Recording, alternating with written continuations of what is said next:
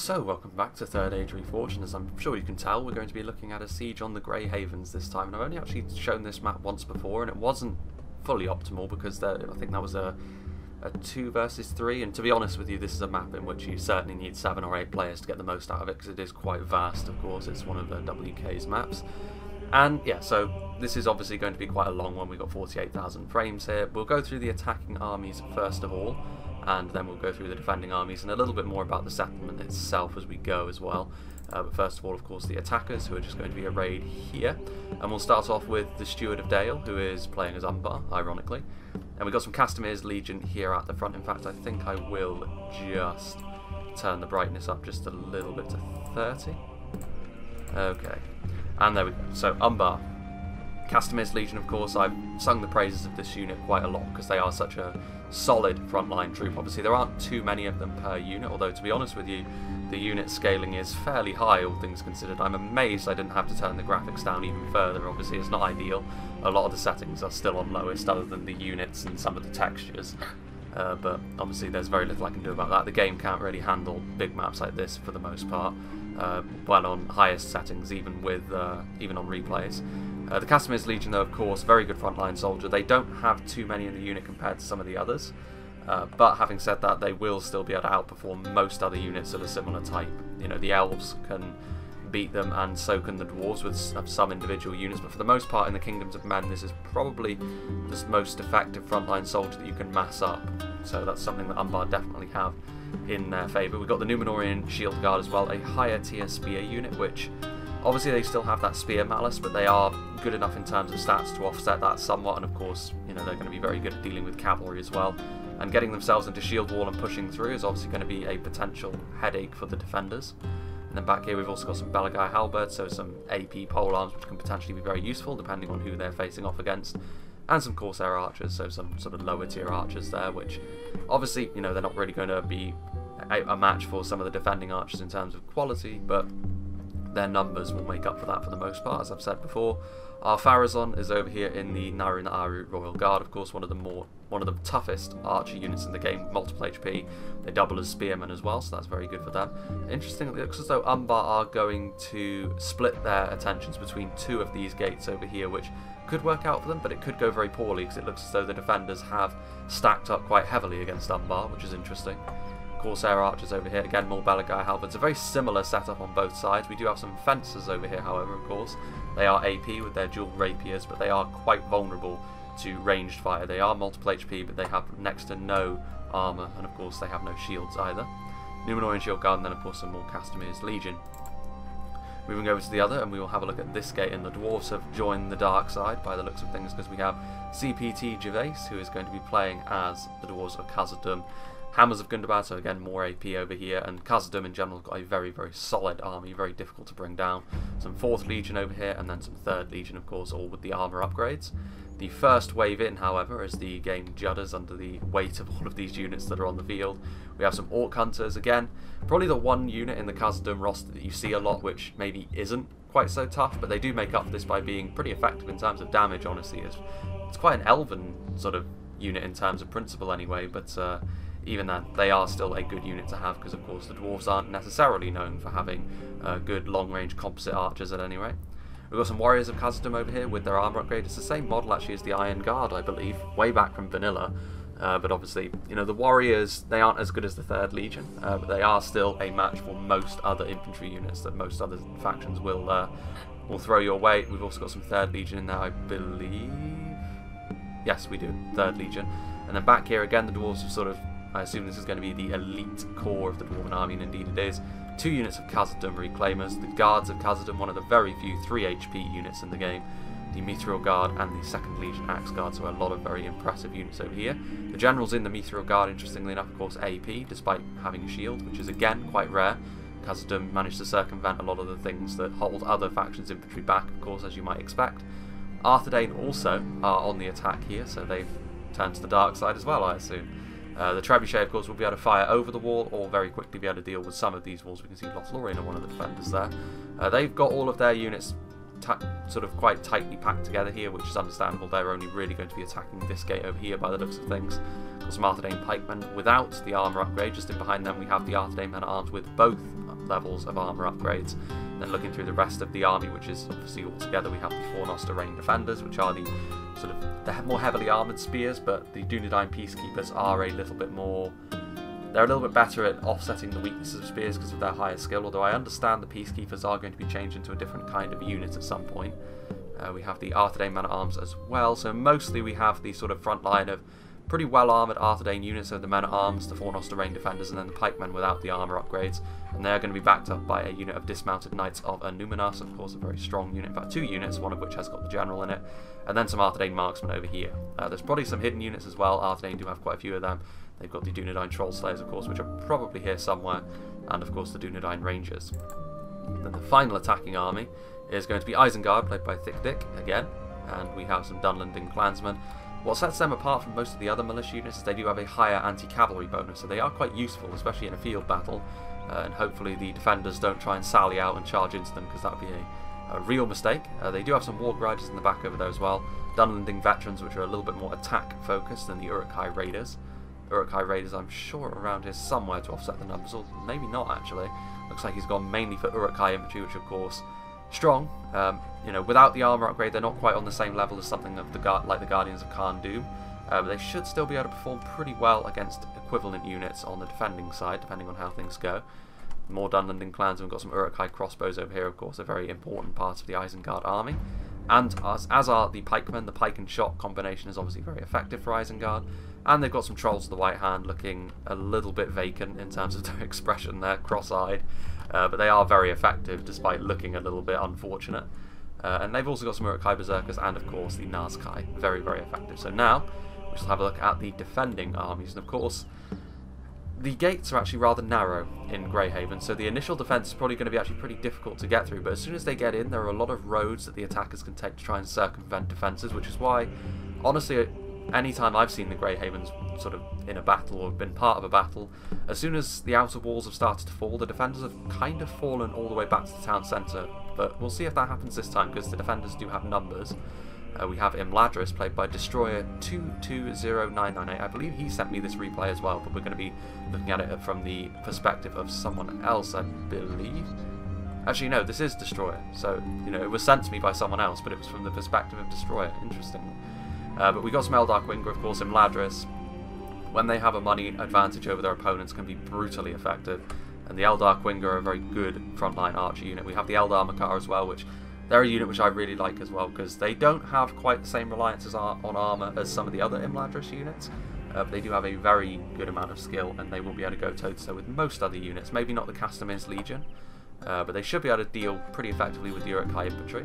We've got the Eldar Etar here at the front, which are, again, sort of in their phalanx formation. They're going to be backed up by some more Eldar Quinger. And then over here we have some Eldar Makar without the armour upgrade there. And it looks like Destroyer is going to be taking on Isengard for the most part. More Eldar Makar. So obviously this is not really too surprising, you know. The front line is going to be made up mainly of these more lightly armoured troops to try and blunt the attack from Isengard. Over here we have Son of the Dunedain, who is playing as Linden. He's got some Mithlond Lancers over here, so they are the Shock Cavalry, Javelin Cavalry hybrids. Obviously Linden, very well known for their hybrid units.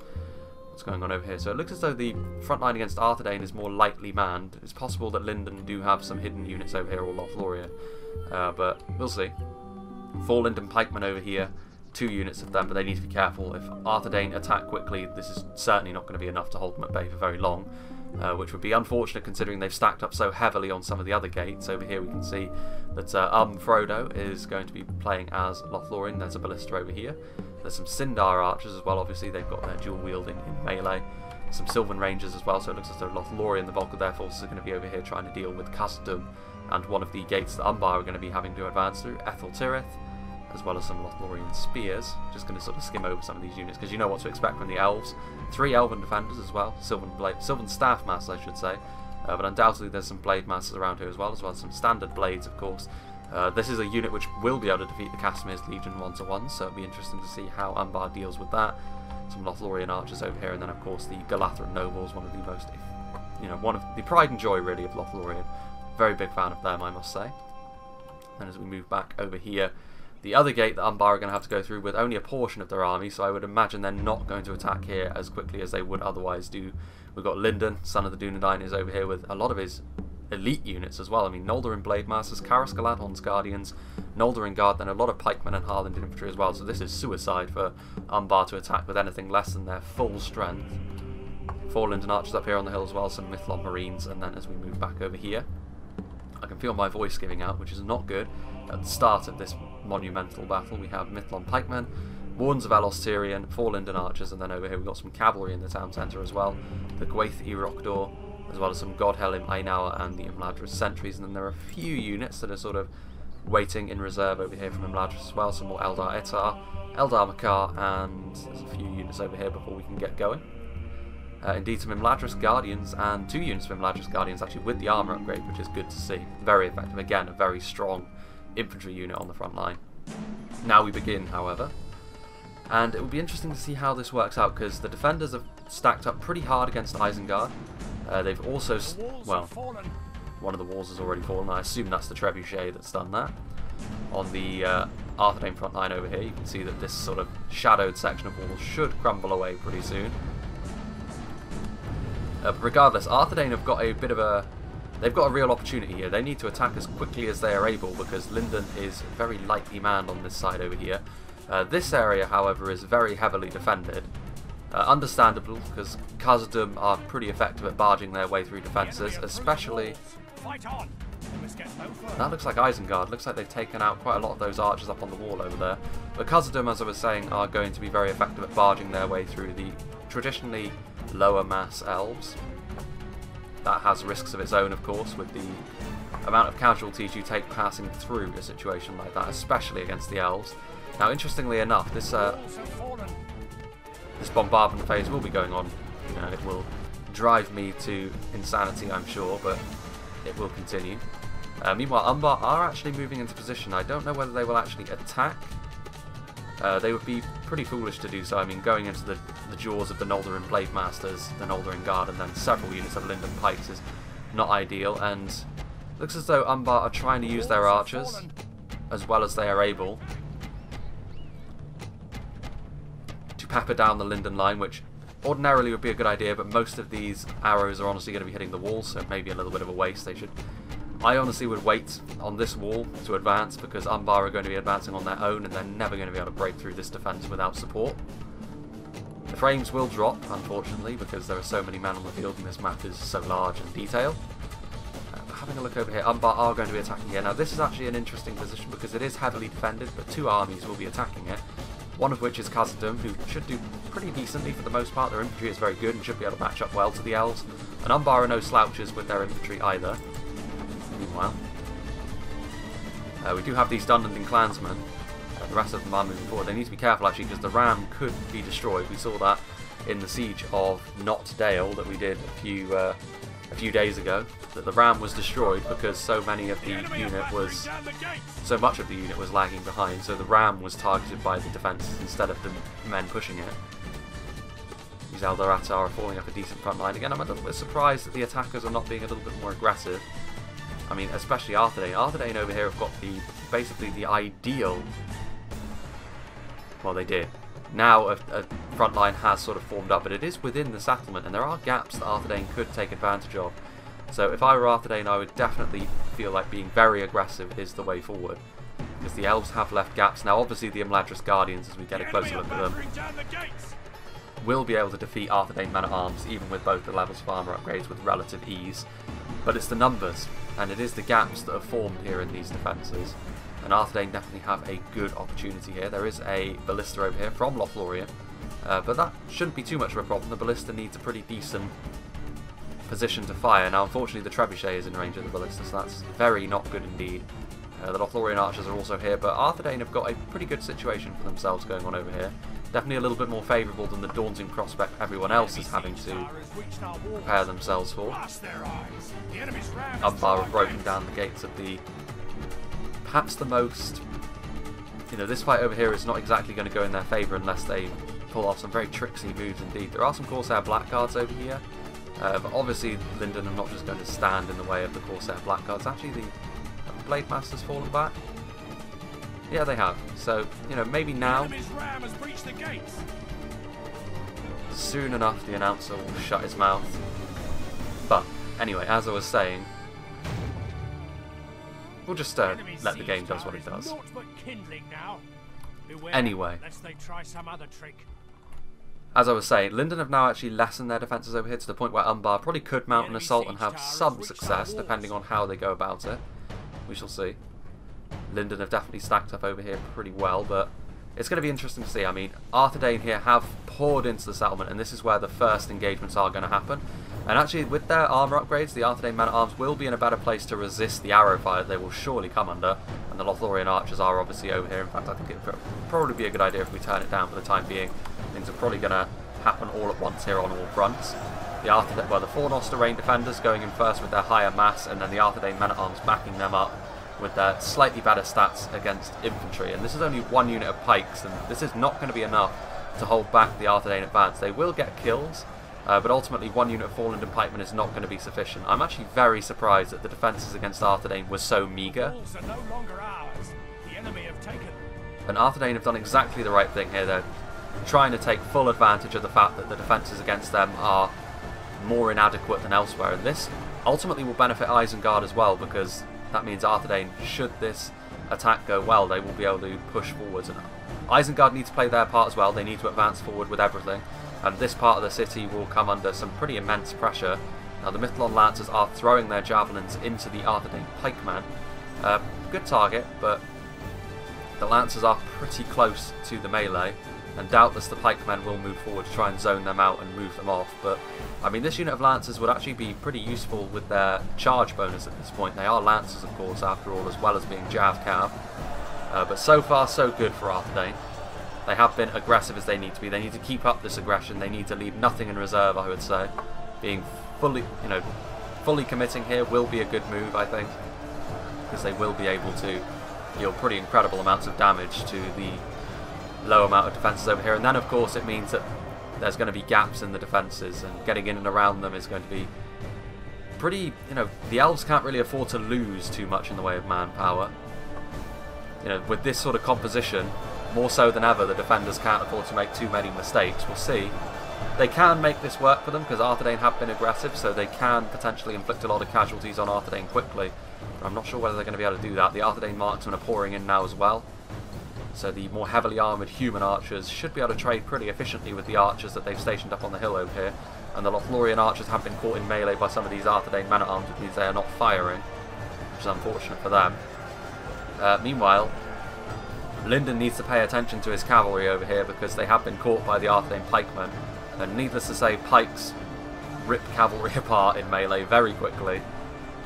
Definitely a hard counter. Meanwhile, over here, Umbar have taken a little bit more advantage of the fact that, maybe Linden have left this area a little bit more lightly defended, but that is a lot of fire arrows, and that is a huge amount of crispy Númenórean Shield Guard and Castamir's Chosen. Or Castamir's Legion, I should say.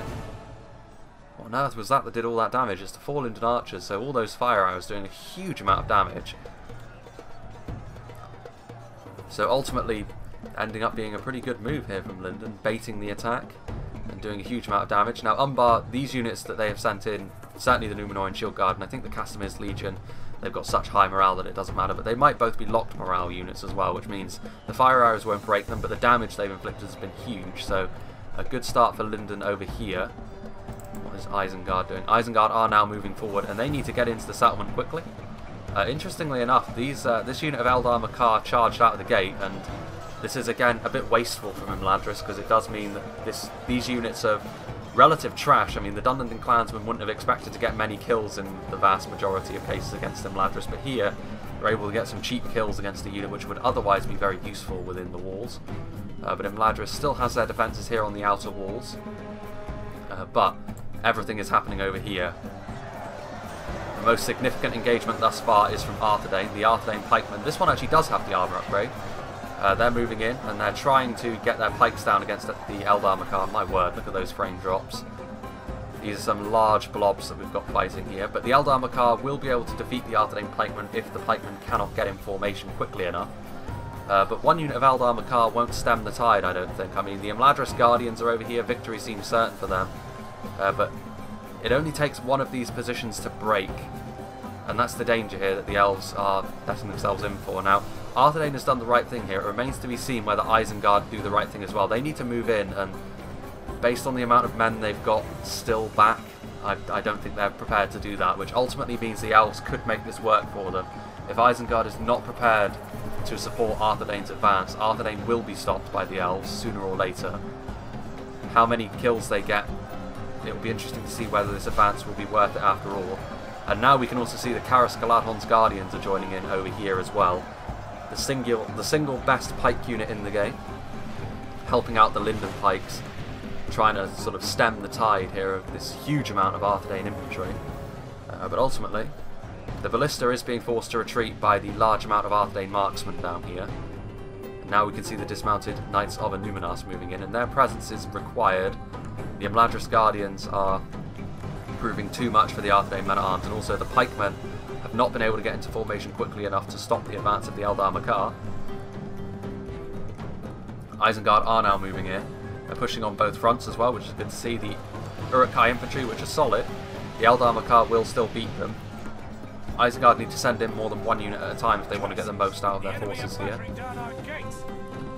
The Dunlanding veterans are moving in as well, and this is a bit more like it. Uruk-hai infantry and Dunland veterans moving in tandem. Quite a lot for the elves to deal with, and trying to overwhelm the elven numbers is obviously a tried and true method of defeating them. Meanwhile, over here we can see the dwarves of Khazad-dûm have also found their way into the settlement, but they are also coming under a lot of arrow fire. The Lothlorien spears are trying to hold them up, but the dwarves will be able to deal with this relatively easily. The spear malus certainly won't help Lothlorien spears against Khazad-dûm. Lothlorien spears probably would have been better deployed elsewhere. Khazad-dûm are going to be able to deal with them more easily than most. And now their infantry is starting to pour in. The enemy's ram is through our gates. Indeed. And obviously, Khazad-dûm, they're going to be able to survive the arrow fire a little bit better than most other factions, shall we say. They've got very thick armour, very good shield values. The Maetha-Ilaz Gelen have revealed themselves. Be interesting to see. I mean, they certainly haven't used their javelins, so it was very bold to move them right next to this 3rd Legion. They will get a single volley off, but at this point the gate has fallen. There's no point in bringing these guys here. But this part of the settlement is honestly the easiest to defend when the gates fall, because you do have this hill over here, and there are only 2 roads into the settlement through here, so all is well so far, I would imagine. But again, I mean, these Lothlorien blades really proving their worth against the elite of Umbar over here. The Castamir's Legion not really able to make too much ground. Numenorean Shield Guard over here as well, so again, Lothlorien's infantry is very damaging, and the Lothlorien blades are a very good frontline troop.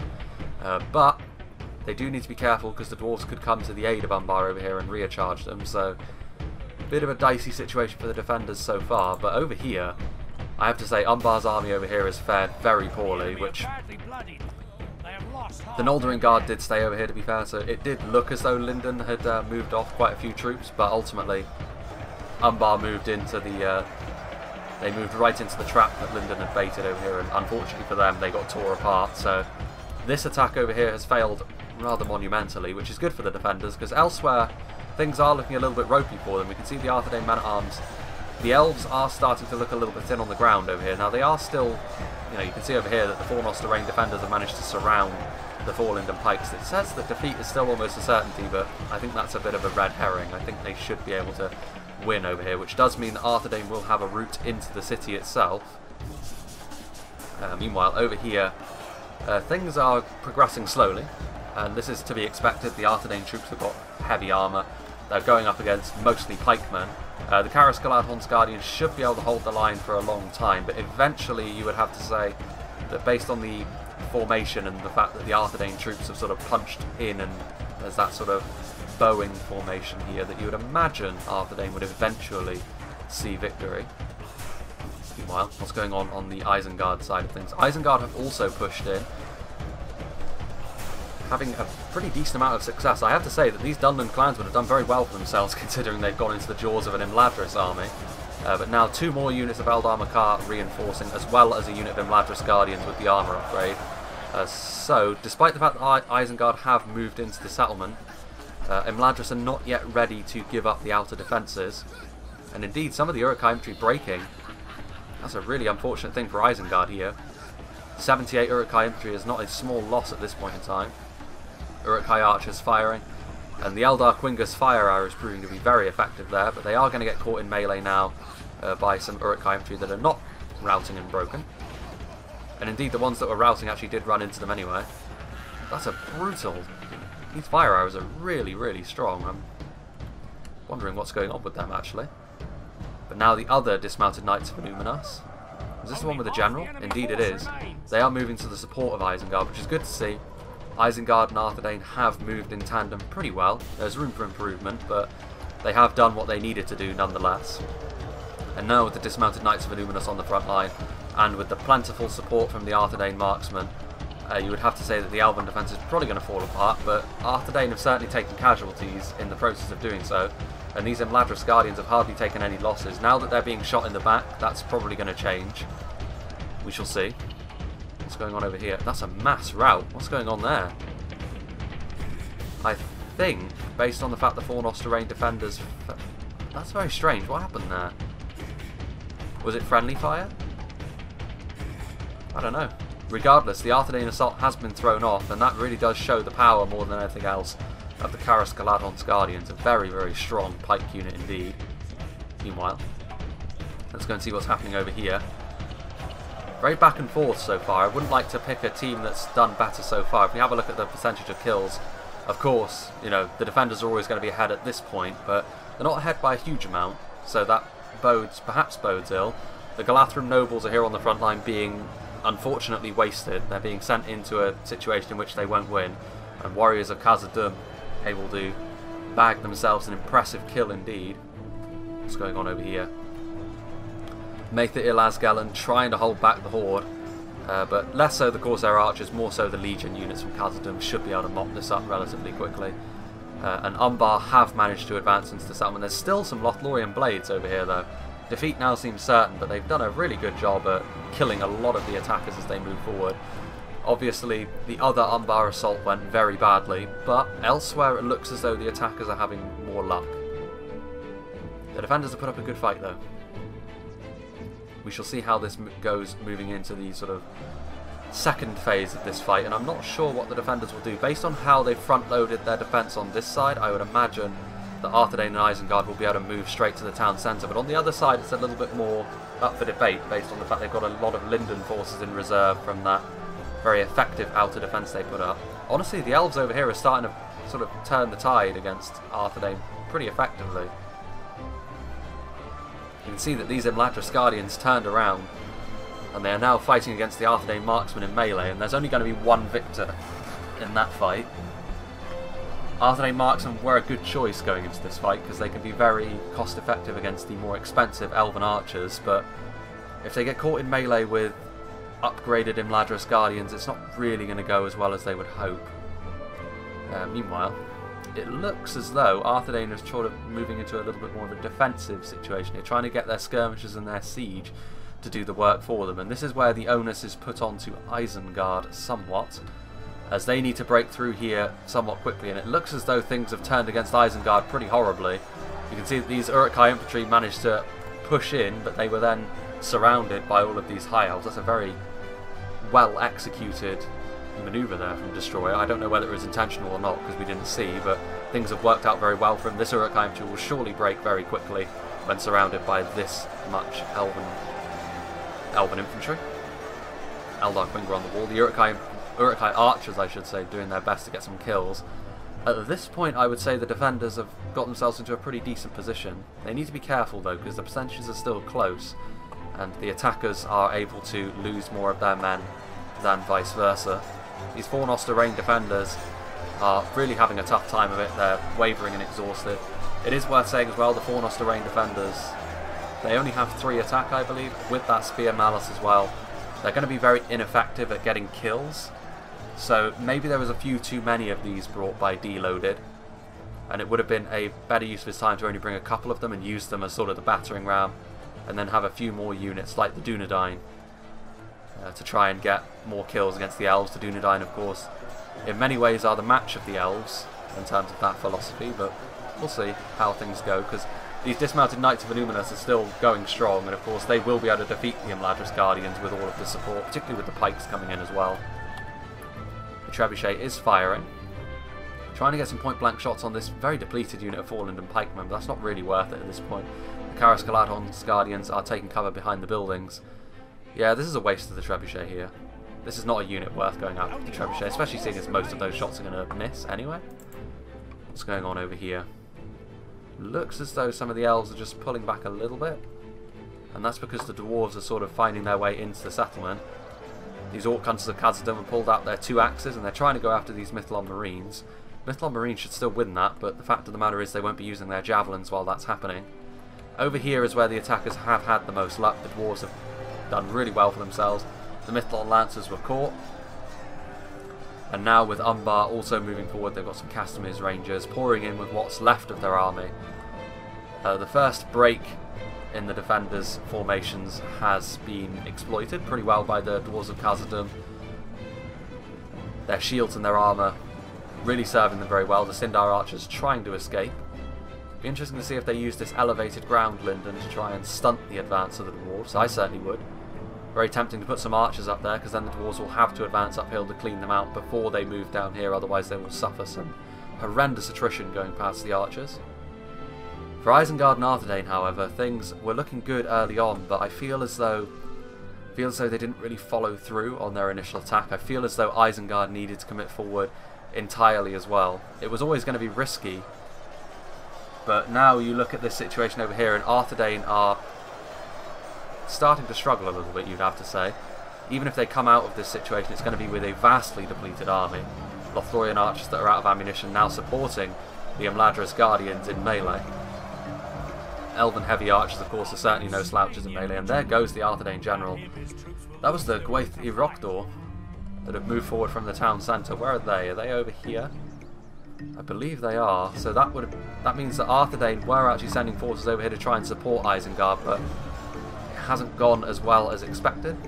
Arthedain won't be too concerned with that, I don't think. I mean, those Knights of Numinous are shaken, but for the most part, Arthedain are a faction with decent morale, so probably not going to cause any mass routs. If it was Isengard's general, it would have been a little bit more dicey for the attackers. But using their knights very well there in Imladris. Meanwhile, over here, what is going on? The Karas Galadhon's Guardians have moved forward. These Fornost terrain defenders, it looks as though the Guardians are not really in the ideal formation.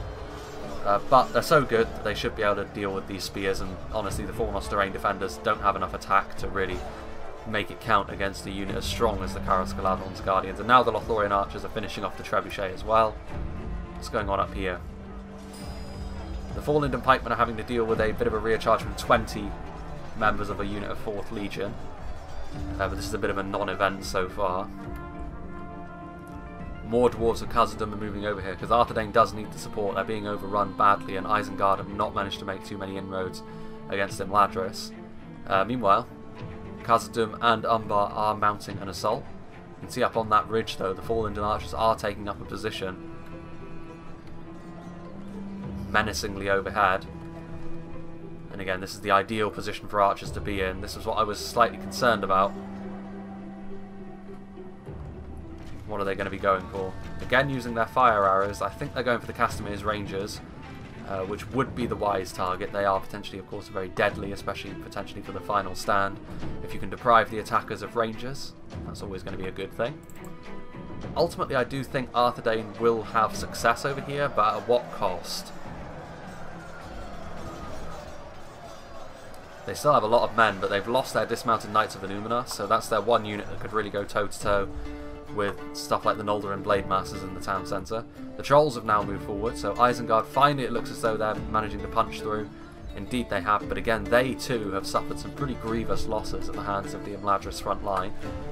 Let's see what's going on here. So yeah, again if we have a look, it's still over 10% the gap, but it's only really when we enter the fight's final stage that things start to squish in a little bit more.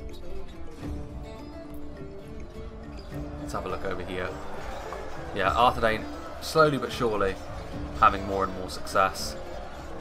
They've lost more than they were hoping for, I think. You know, they were pushed back for a little while, which I'm not sure they were expecting. These Lothlorien archers are now going to be destroyed. The Trolls are coming in, and that's going to be very unfortunate for them. Interesting that Lothlorien decided to commit forward their Karas Galadhon's Guardians. I probably would have fallen them back to the town centre. If it came down to one unit against the Karas Galadhon's Guardians at the end, there's only going to be one winner there, with that phalanx. The Trebuchet has been destroyed, however, which might have been a good enough reason to go after them. The enemy are badly bloodied. That Trebuchet will be a big loss moving into the final stages of this fight. Meanwhile, you can see across the river, several units are sort of fleeing, routing back to the town centre. What's going on up here? Corsair archers. Look at those fire arrows. That might be enough to break Corsair archers, honestly. That's a huge amount of damage done very, very quickly. They're still steady, amazingly. Amazingly enough. I'm actually surprised that Lyndon didn't put up a defence for his archers up here, because this is a very good position to take up. And this is the Lyndon force that was up against Umbar previously. The Sindar archers are in melee now. Victory is almost a certainty. I'm actually surprised that these Mithlond Marines are pulling back. Where are they going? There is another avenue of attack over here, of course. The warriors of Khazad-dûm not really able to make too many inroads against the Harland infantry because they'd already taken some pretty hefty losses. The Corsair Blackguards are here as well. A little bit too close to actually get some javelins thrown, however. It's this fight over here that I'm actually interested in, however, because this Harland infantry, if it went... Yeah, there we go. Good move to support these Sindar archers, because then they should be victorious over here. And maybe the dwarves were a little bit gung-ho to move in as soon as the gates were down. Perhaps they should have waited for Arthedain and Isengard's victory to be complete. Which it is now approaching that point in the battle. Karas Galadhon's Guardians not in the ideal formation, but they will still prove to be a bit of a headache for Arthedain to get rid of. And then as we look over here toward Isengard for what's going on. Uruk-hai pikemen defeat seems certain, interestingly enough, against the Eldar Quinga. That's not right at all. I'm sure that will change because the Arthedain Uruk-hai pikemen have managed to get into formation decently enough, and they will be able to keep the Eldar Quinga at arm's length and slowly but surely wear them down. But I'm sure at this point they're nothing but a rearguard action anyway. Amusingly enough, there are still some units putting up a defence on the outer walls here for Imladris, but they are now being crushed by the Uruk-hai berserkers rather unceremoniously. But finally, Isengard and Arthedain are, victory is more or less assured over here at this point. Over on this side, however, see how well the dwarves are getting on, which is probably not as well as I'm sure they were hoping for. Victory is a distinct possibility over here. Sindar archers still on the front line with that Harland infantry.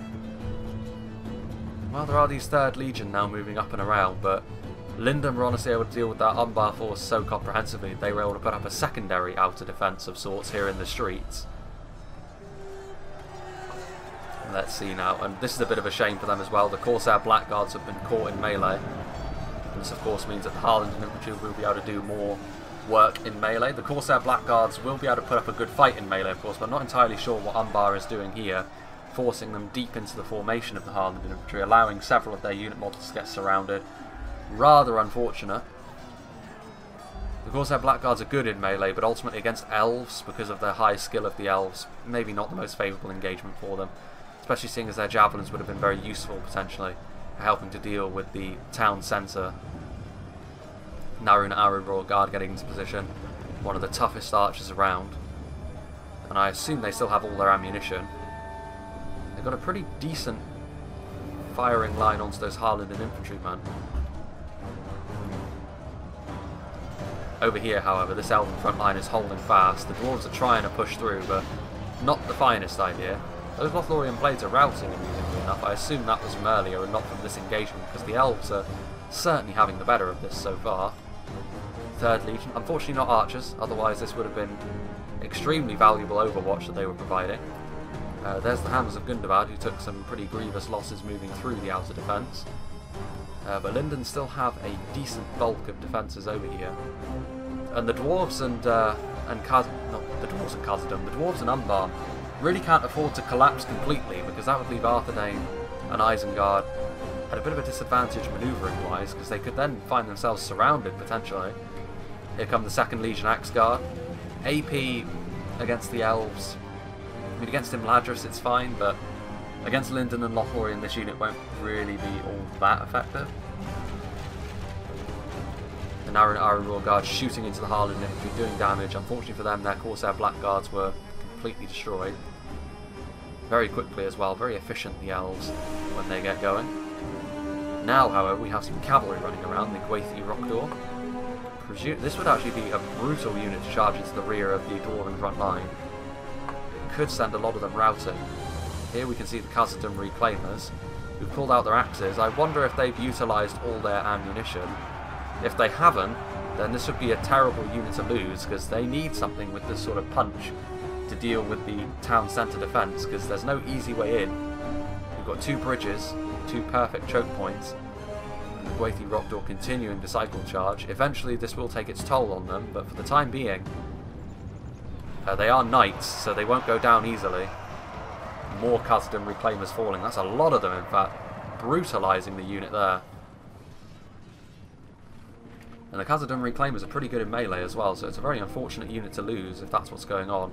Castamir's Rangers as well. This unit of cavalry proved to be a real headache for the attackers so far, and Corsair Blackguards. Units you really don't want to be losing. What's going on down here? And you can see that still these Karas Galadhon's Guardians are holding this entire army up. And this is the problem that they're running into. The attackers are sort of all spread out. They're not attacking as a cohesive unit in places, and that's really unfortunate for them. And Isengard, their army is, they've still got some impressive units, they've still got the Warf Riders. These wargs need to hunt down that Gwathi Rockdor quickly, because it's doing such heavy damage to the attackers. With those lances. They're coming back for another charge. This is surely going to finish off the Khazad-dûm Reclaimers.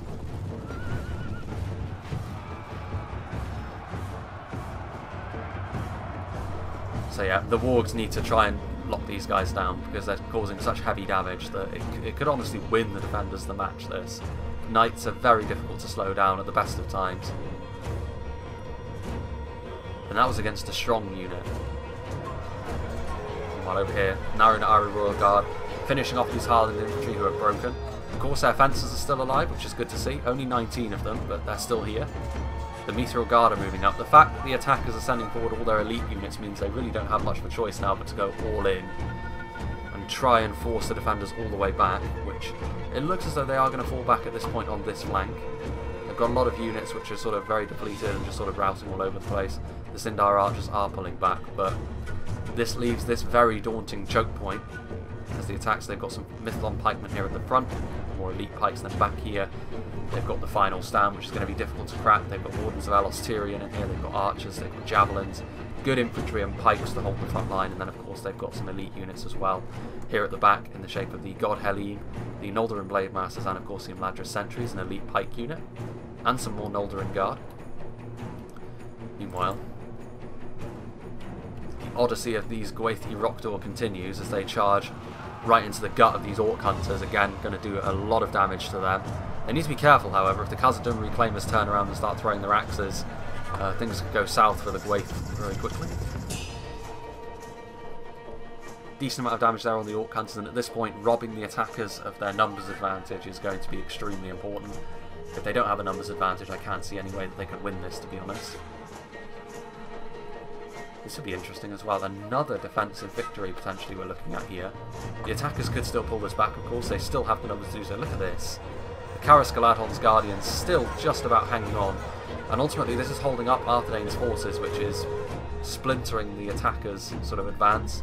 If they advanced in a unified fashion on both sides of the harbour, then things might be going slightly differently. But as it is, Isengard and Arthedain have both been lagging behind due to individual units. And this has led to the dwarves essentially being singled out. But at this point it looks as though there's a bit of a lull in proceedings over here as the defenders have fallen back to the bridges and ultimately the town centre. We are now basically at the halfway point of the battle as well, which is appropriate. Got some Warf Riders moving around over here, and they are going to go after the Gwathi Rockdor. They just managed to get away. That was really, really close. The Knights are going to be able to escape, but with the Wargs on their tail, I'm not sure what the Gwaith are going to be able to do. They could fall back to the town centre, and maybe if it comes down to it, if it's very close in the late game, a single charge from a unit of Knights could be all it takes to tilt the balance of forces. A small scale fight happening over here. Interestingly, I think this is the General's unit for Isengard, is it? Yes, it is. He's in a unit of orcs. Interesting as we are here at the halfway point, still an 11% gap, and it's at this point that the attackers traditionally start to pull it back, but here I'm not so sure. I mean, the defenders have got a very nice position, some very good units to deal with things as well. Those Wardens of Elos Tyrion in particular could be a real headache for the attackers. All of the attackers have got good armour, to be fair, but that body piercing is still very strong. I'm a little bit confused as to what Isengard is doing back here.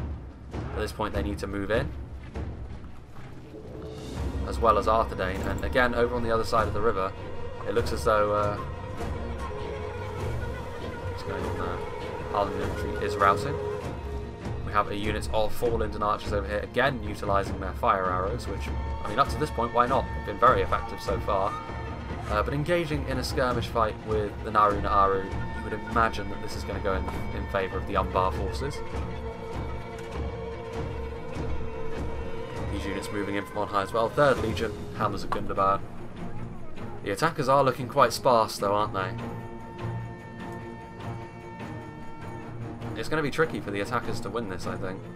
Ethel Tyrith are routing. They do still have some very strong units, don't get me wrong. The Meteor Guard and the Guards of Custom are going to be very difficult to bring down. But the Elves have put themselves in a good position here. The last safe haven of Middle-earth, I would assume. Everyone else has been corrupted. After all, if the Grey Havens are sort of under attack, that kind of suggests that maybe the rest of Middle-earth is not doing quite so well. Let's see here. Walk Riders, so yeah, it looks as though this is going to be a lull in proceedings as Isengard and Arthedain scramble to catch up to where the Dwarves and Umbar have managed to advance to.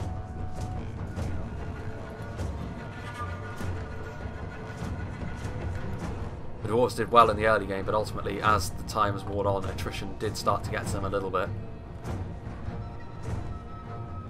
3rd Legion moving around the flank, probably going to try and intercept the 4 Linden archers. These Sindar archers, Lothlorien has been very aggressive with their units.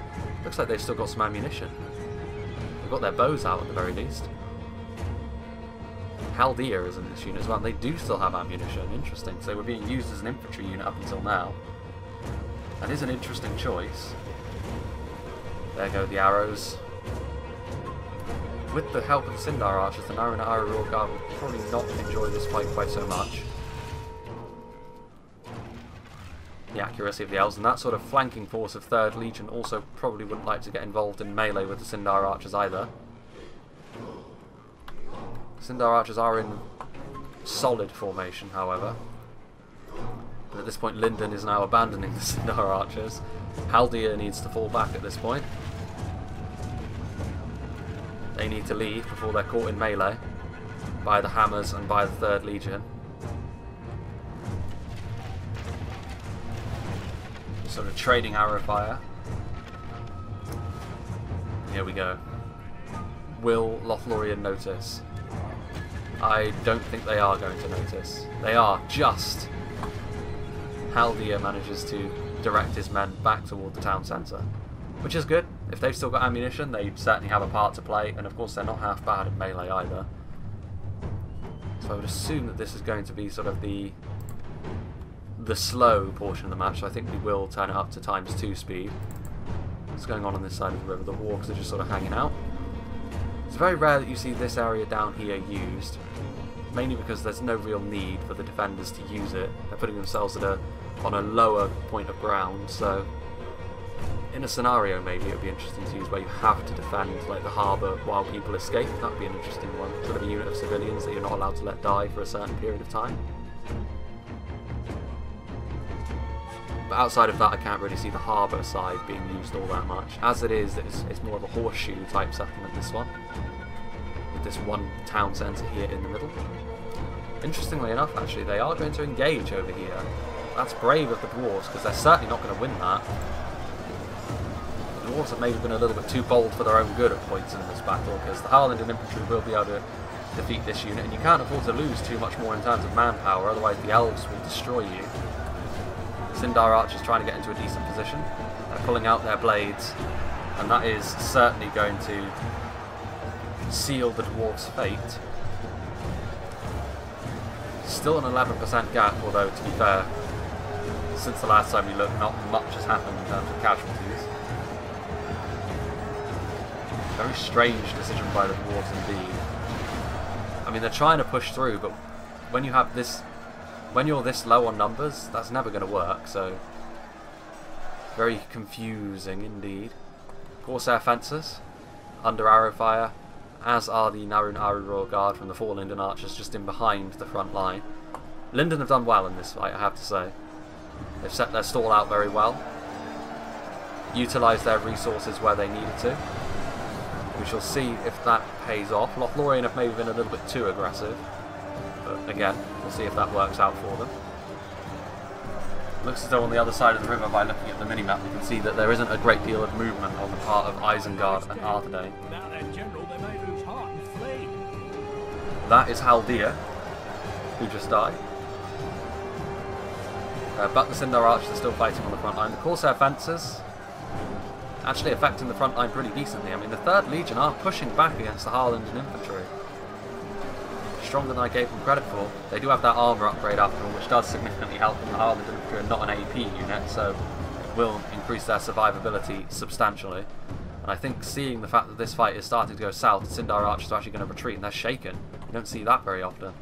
At this point, I'm confused as to what Isengard and Arthedain are doing. Well, actually, I'm not now. The Isengard Ballista is trying to move into a position where they can shoot. And actually, if you put it down here, you could hit them very nicely over there.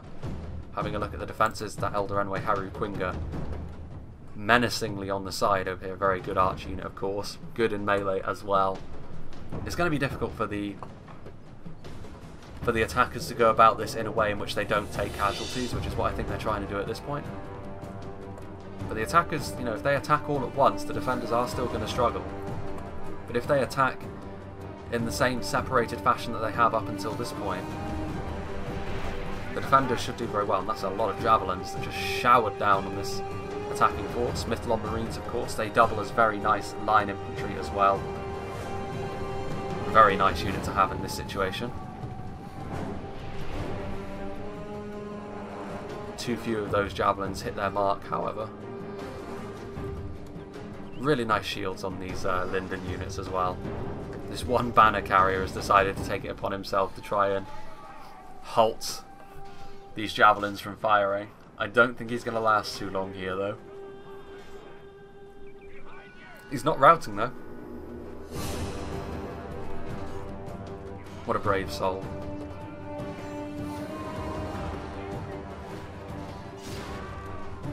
Surely they're not going to run in the face of this one dude. This banner carrier can really hold his head high for that. I mean, they are taking arrow fire, sure, but that's going to be a stain on their honour, to be sure. Be interesting to see where Isengard put their ballista. Doubtless that's going to be the primary target of the Gwathi Rockdoor if they can make it. This isn't Elrond that leads as their general model, it's someone else. So I won't call him Elrond. Gwathi Rockdoor, can they weasel their way into attacking the Isengard Ballista? No, the Wargs are most certainly paying attention. In fact, this could be the end of the Imladris Knights if they're not careful. But they are careful, so they do pull back. The Isengard Ballista will be the target of all of the archers at the very least, which is actually a good thing for the attackers. It will take the heat off their infantry. But understandably, this is the point of the battle where things are a little bit slower paced. The attackers are moving into position, and they need to be careful. They approach this wrong, and the elves will win this. But I think we will go up to ×2 speed, so we're not sat around here waiting for the manoeuvring to finish for too long. 4 Linden Archers are firing, presumably, at the ballista. Which is actually bad, because that means, of course, that the longer the ballista isn't in position, the longer it will take for Isengard and Arthedain to get their asses into gear and actually move and attack. Moving siege out the way of danger is always a bit of a problem, though. Warg Riders are moving forward now.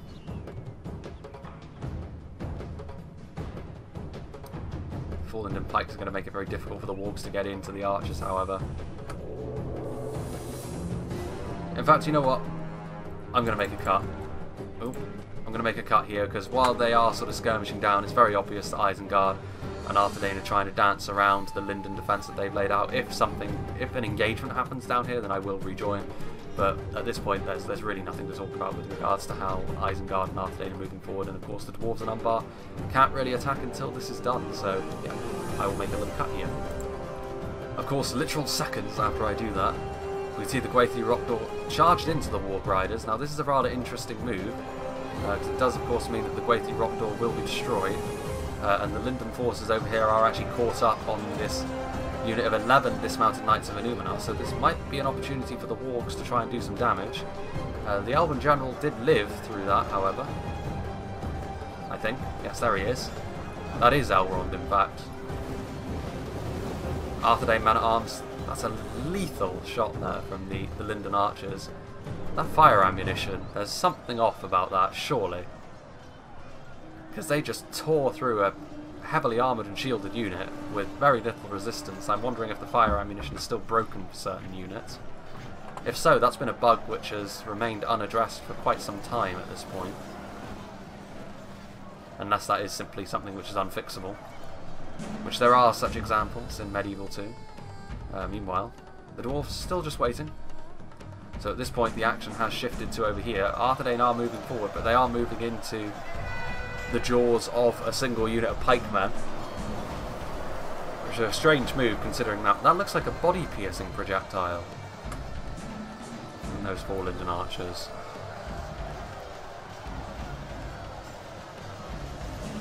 Very strange.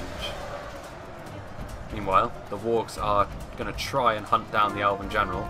It looks as though they're not going to be successful. He will wriggle away, and now of course the fire ammunition will come down, and Wargs do badly against arrows anyway, so the fact that they're dropping like flies in the face of that archer line of Linden is unsurprising.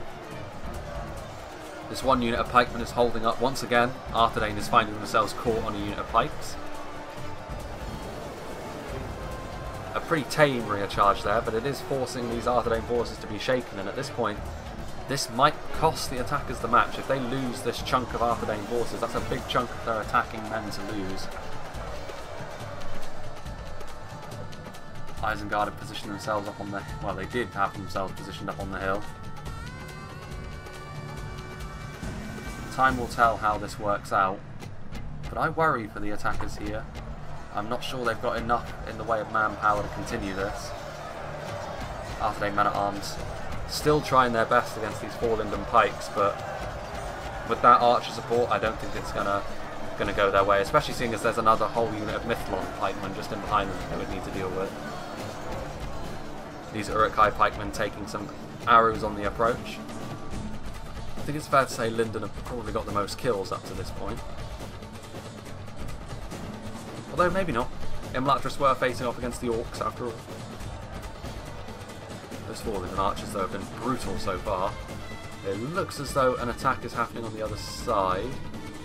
Well, actually a bit of a counter-attack here. The Harland infantry is going to be moving to meet the Naru Naaru Royal Guard in melee.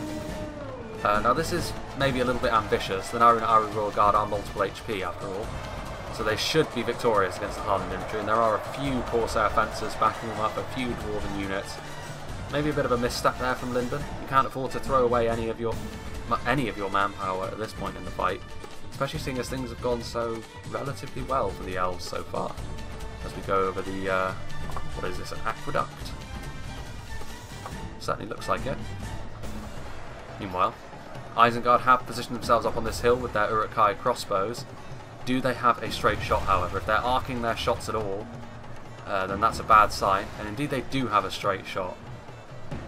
So finally, Linden will probably have to retreat from this position unless they want to lose entire units of pikes to the crossbows.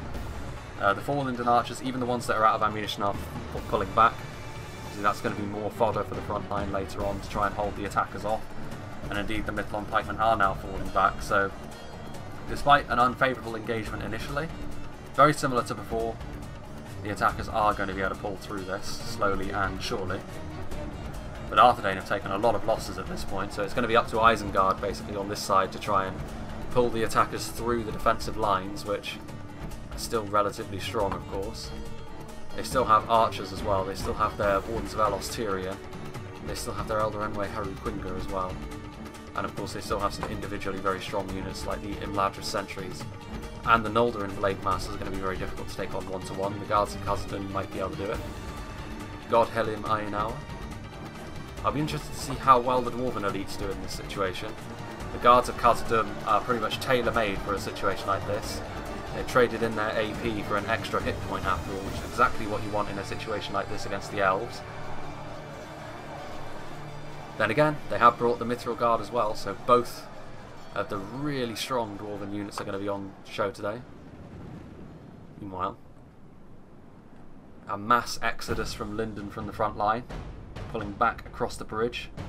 They're going to be receiving covering fire from some 4 Linden archers. More fire arrows being poured into the attackers. And once again, it's poor Arthedain that's going to be taking this right on the chin. More and more of their manpower is being bled. Let's have a look at the percentages now. A little bit closer, 8% rather than 11%. That is Umbar's general. Interesting. Umbar, honestly, their army is not looking in the best of shape, so Khazad-dûm and Isengard are going to be the primary factors here. And the Noldorin Guard was sent forward to deal with the Umbar general. This is a risky move, but it could pay off. And Gervais is only sending forward a unit of Orc Hunters, which I don't think will be sufficient to bring down the Noldorin Guard. What's left of the Sindar Archers is coming in to support as well. If it was something like the Mithril Guard being committed forward, then it would be a cause for a little bit more worry. 2nd Legion might be able to swing it a little bit as well. Noldorin Guard, of course, the 1 Linden unit, which actually are nicely armoured. Meanwhile, this unit of 4 Linden Pikemen is being overwhelmed by the Arthedain advance. Even as the Arthedain advance takes more and more arrow fire. Yeah, those projectiles are body piercing. You can see it passes through several unit models. Not entirely sure what the deal with that is. I'm sure the 4 Linden Archers are not intended to be body piercing. That would be outrageous if they were. Eldarenwe Haru Gwinga taking pot shots at the enemy as they move forward, trying to go after the Uruk-hai pikemen. At this point, this Isengard force, though, while it was good for here, it's now having to slowly but surely make its way down the hill, and unfortunately this means they're not in a position to support the initial advance.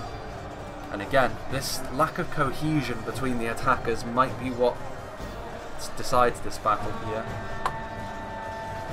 Arthedain, they've still got some dismounted Knights of Anubis which have tanked out an awful lot of damage so far. Meanwhile, over here, the Noldorin Guard continuing to fight on the front line.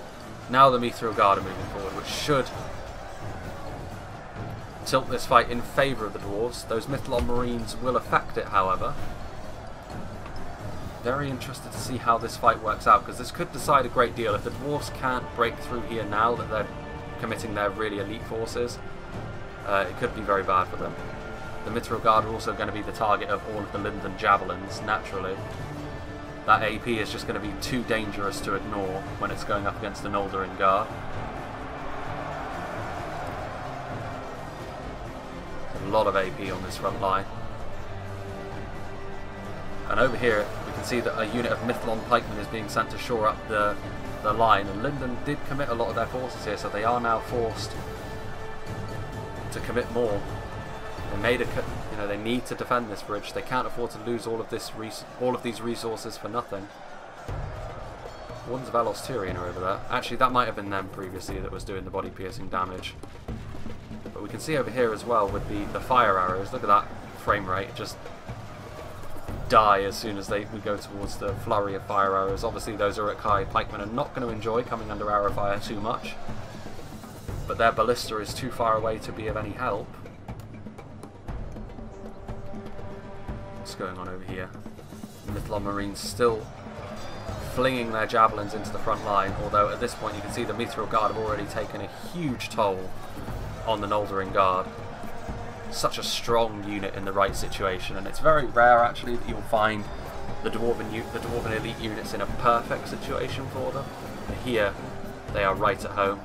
Castamir's Rangers and the Axe Throwers, the Khazad-dûm Reclaimers, flinging their axes in as well, affecting this frontline fight. This could be it. This could be where the attackers turn this fight into their favour, and if they do, the Dwarven player deserves an awful lot of credit throughout this fight. There's still an 8% gap, So it's now or never. If the attackers lose much more in terms of the percentage of kills, then they won't be able to survive this. The Wardens of Elos Tyrion are getting into position now. That, I imagine, is Lothlorien. So yeah, the body-piercing projectiles are coming in there. Although, unfortunately, they're wasting their ammunition on just this singular Castamir's Ranger. The enemy are badly bloodied. They have lost half their men. It's a hideous waste of those Wardens of Elos Tyrion. They'd be much better off going for either the Khazad-dûm Reclaimers or trying to get some good shots onto the Mithril Guard or the 2nd Legion, because this front line is going to fall if it's not supported in some way. And the Naran Royal Guard is still there as well. Well, he's finally dead now, so the Wardens of Elos Tyrion can stop wasting their ammo. The Mithlon Marines charging in as well. They're a decent javelin melee infantry hybrid. But they are outclassed in this situation, of course. The Mithril Guard will take no prisoners. Let's go and see what's going on the other side. Obviously, the very strong range presence of both Linden and Imladris is holding up the Isengard advance. Only one troll left alive, and the Uruk-hai pikemen are finding themselves outmatched by the Linden forces. You can see that the Nazkai are now coming under huge arrow fire from the Eldarin Wave and the 4 Linden archers, and oh, that's nasty. Their multiple HP is saving them. You can see that, you know, they didn't get ripped apart quite completely by that, but now you can see that slowly but surely those Nazkai, they are going to affect the frontline fight though, but they've taken a lot of damage there from the archers, and the Elder Enway Haru Quinga are in the perfect position to continue firing at them even when they are in melee. That Isengard Ballista could well be a big factor in this battle, we shall see. Over here, another very important fight, because if the dwarves cannot break through over here, then it's going to be bad news for them. The percentage is closing slowly, but is it closing quickly enough for the attackers? The Mithril Guard are going to be able to carve their way through this Linden front line, but at this point I think over here Linden are just content to try and hold them at bay and try and do all of their damage to the Isengard advance, which was a little bit more broken. The Uruk-hai crossbows taking a lot of ranged fire. The Nazkai have turned this fight around on the front line, however. We are now within the final 10,000 frames, so this is the business end of the battle. Despite taking that withering arrow fire, the Nazkai should be able to win this battle, actually, interestingly enough. The Uruk-hai crossbows trying to get some nice hits onto the Elder Enway Haru Quinga, who are responding in kind with some fire arrows. The defenders still have a decent amount of forces left. The Wardens of Elos Tyrion with their body piercing attacking the Uruk-hai crossbows as well. The crossbows are a very important tool for Isengard at this stage of the battle. We shall see. The Dwarven elites are going to be a problem there. They're going to be very difficult to bring down. I mean, the Mithril Guard have taken virtually no losses, and the Guards of Khazad-dûm are still fully healthy with their 3 HP. Those Imladris pikemen could prove to be a very important unit here. The God Helim are firing. A lot of the defending forces left are ranged units, which doesn't bode all that well. We shall see. I mean, the Uruk-hai crossbows have been heavily damaged. What's going on with the Nazkai on the front line? The presence of the pikemen is making their advance somewhat slow. Isengard's forces are very depleted after all. They do still have their wargs, and they should... There it is, indeed. They have their ballista, which... That Isengard ballista could well prove to be a decisive factor in this battle as it continues. The Mithril Guard, however, really flexing their muscles. It's not often you see Linden so completely outmatched in the front line, but now the Mithril Guard are coming under range fire from the body piercing of the Wardens of Elos Tyrion. Now their armour will help them, but the body piercing will do a lot of damage. Now this is a very interesting move. The Imladris sentries are moving in, but they're going to need support on the front line. They won't be able to hold back the Dwarven tide on their own. Their formation will be buckled, and then one of the key units for the elves could be wasted, and at this point in the battle you cannot afford waste. It's going to be very close, this battle. The Mithril Guard are the target of the Elven Archer's affections at this point. The Imladris. The Isengard Ballista is in a position where it can fire now as well. And it is going after the Wardens of Alos Tyrion. And with those thick bolts, they're going to be able to do a lot of damage there. Eldarenwe Haru Quinga, oof, that's brutal. The axe throwers there.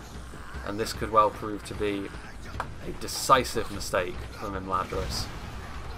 This unit of pikemen, if they lose it foolishly to the ballista and the axe throwers, that could be the end, because I don't really see any other unit that could halt the advance of the Guards of Khazad-dûm when they decide to make their move.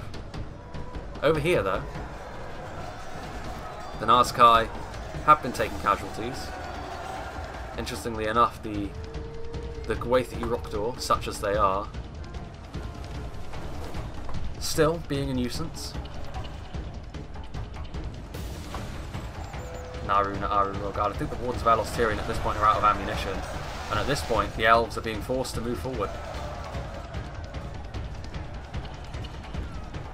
And the Mithril Guard and the 2nd Legion Axe Guard forming up a very nice defensive position there. We'll see if the Elven Pikes have got what it takes, but somehow I doubt it. That Isengard Ballista wrecking havoc. Only a 5% gap at this point. And it's the type of units that the dwarves have left which worry me. The Noldorin Blade Masters are good, but will they be good enough? It's coming down to individual battles at this point. This battle has developed nicely into a very closely fought one. The Isengard Ballista was caught by the Imladris general momentarily, but you have to imagine that with the wargs there, even with how ruthlessly Elrond dispatched those two, it's probably going to be the end for the Imladris general, and the Isengard Ballista is just going to set up again and once again start firing into the rear of this position over here. Defeat seems certain for the Elven front line, which is not exactly what they wanted to see, I'm sure.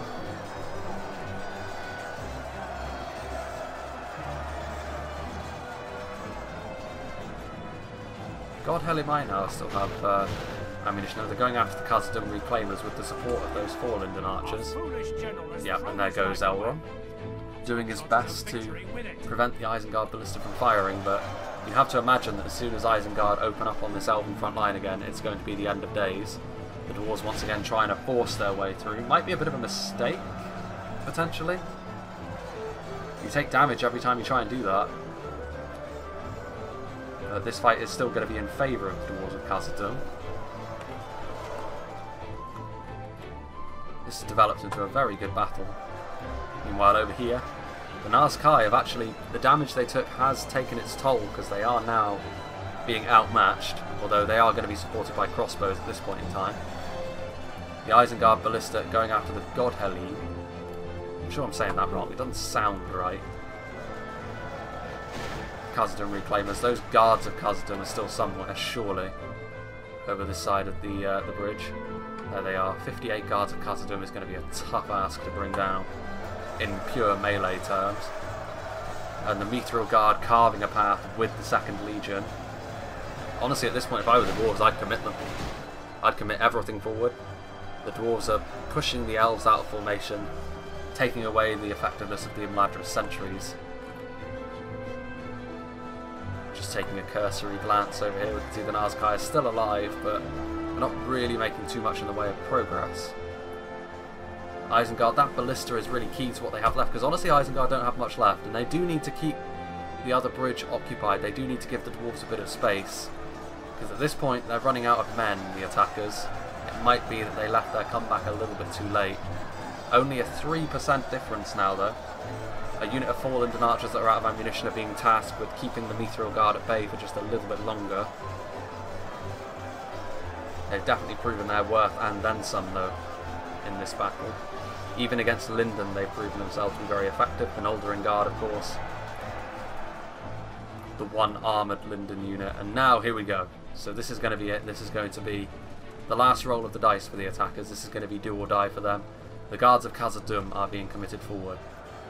3 HP, very difficult to bring down. We shall see. In reserve, of course, the defenders still have the God Helheim, and they still have the Noldorin Blade Masters.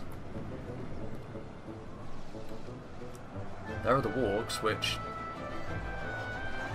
trying a rear charge over here, but the Wargs, they need to be careful because they've got very little melee defense. So if they stay in melee for any length of time, they will probably break and be destroyed. That charge didn't treat them too well, and indeed the elves are in a sort of blob at this point in time, so it's not going to be easy for the Wargs to escape once they charge in, and that was a very tame charge, so I think the Wargs are probably done for at this point in time. Meanwhile, the guards of Khazad-dûm, the Meteor Guard, and what's left of the 2nd Legion, combining their forces, and this is going to be it.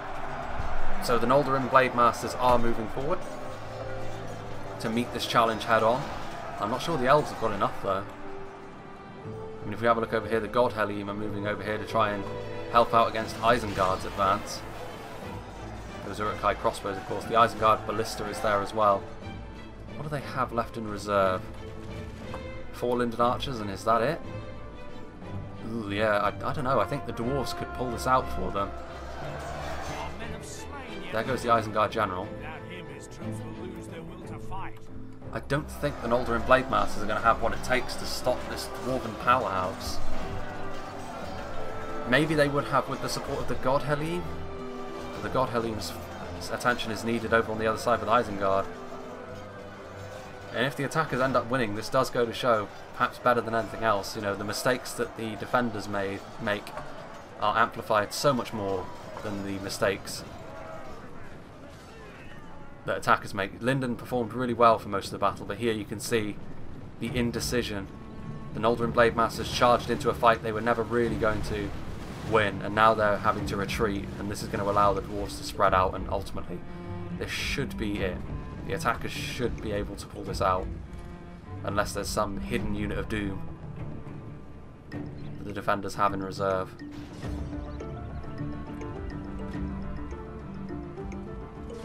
Noldorin with their large great swords. The guards of Khazad-dûm taking a little bit more in terms of arrow fire, but few units are going to be able to weather that storm quite like they are. 3 HP, a shield, heavy armour. The Meteor Guard are going to be able to get around the Blade Masters as well. And there is the Bearded Elf, separated from the rest of his unit. Khazad-dûm Reclaimers have got their axes ready to be thrown. Throwing them into the 4 Linden Archers. How are the God Helheim getting on? I imagine they're probably going to win in melee against Isengard over here, but their attention was elsewhere for too long. Obviously previously the Noldor Elder Nobles, back when they were OP. Here come the 2nd Legion. Moving forth. And they too are just going to hold the God Helheim in place. I would still back the Imladris unit here to win against a battered unit of 2nd Legion, but they're going to be kept away from the town centre for just that little bit longer. Yeah, and you can see these 4 Linden Archers were butchered by the axe throwers and the Meteor Guard. Oh no, they weren't. They retreated. Behold how our cowardly foe runs. It's time to press the attack.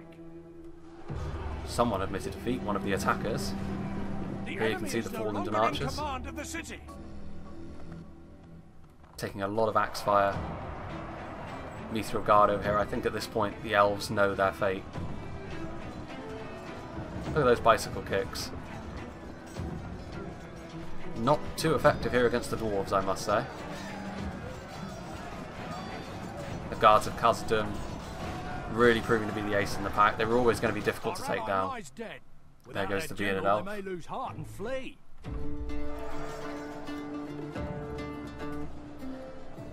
In all, you know, really the only major mistake the attackers made, I suppose, looking back on it, was that they didn't advance as a team as much as maybe they should have. But other than that, individually, I think the players performed quite well. Arthedain's early aggression was exactly the right call, considering the more limited defences put up around there.